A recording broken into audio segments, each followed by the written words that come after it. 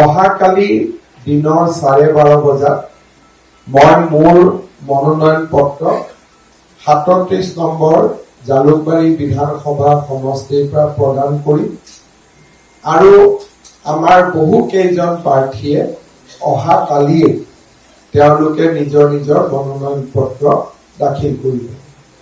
মই ভাৰতীয় জনতা পাৰ্টি আৰু আমাৰ মিত্ৰ দল বিশেষকৈ অসম গণ পৰিষদ আৰু বড়োলেণ্ড পিপলছ ফ্ৰণ্টক বহুত শুভকামনা জনাইছো। আমি তিনিওটা দলে একেলগে নিৰ্বাচন খেলি আমি ঐতিহাসিক বিজয় লাভ কৰিবলৈ সক্ষম হ'ম। তাৰ বাবে মই আগতীয়াকৈ সকলোকে শুভেচ্ছা জনাইছো।